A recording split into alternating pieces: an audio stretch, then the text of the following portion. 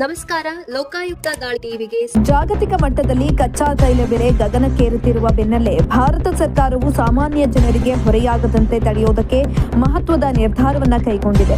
ಶುಕ್ರವಾರ ಪೆಟ್ರೋಲ್ ಮತ್ತು ಡೀಸೆಲ್ ಮೇಲಿನ ಅಬಕಾರಿ ಸುಂಕವನ್ನು ಪ್ರತಿ ಲೀಟರ್ಗೆ ತಲಾ 10 ರೂಪಾಯಿಗಳಷ್ಟು ಕಡಿತಗೊಳಿಸಿದೆ.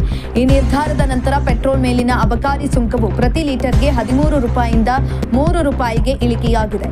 ಇನ್ನು ಡೀಸೆಲ್ ಮೇಲಿನ ಅಬಕಾರಿ ಸುಂಕವನ್ನು 10 ರೂಪಾಯಿಯಿಂದ ಶೂನ್ಯಕ್ಕೆ ಇಳಿಸಲಾಗಿದೆ.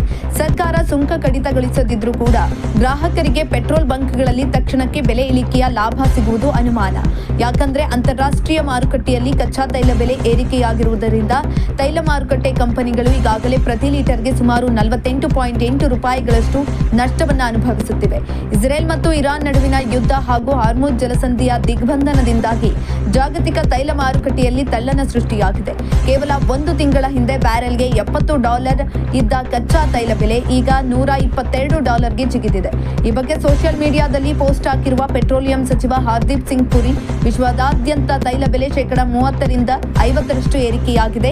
ಆದರೆ ಮೋದಿ ಸರ್ಕಾರವು ನಾಗರಿಕರ ಮೇಲೆ ಹೊರೆ ಹಾಕುವ ಬದಲು ದೇಶದ ಆರ್ಥಿಕತೆಯ ಮೇಲೆ ಹೊರೆ ಬಿದ್ದರೂ ಪರವಾಗಿಲ್ಲ ಅಂತ ಈ ನಿರ್ಧಾರವನ್ನ ಕೈಗೊಂಡಿದೆ.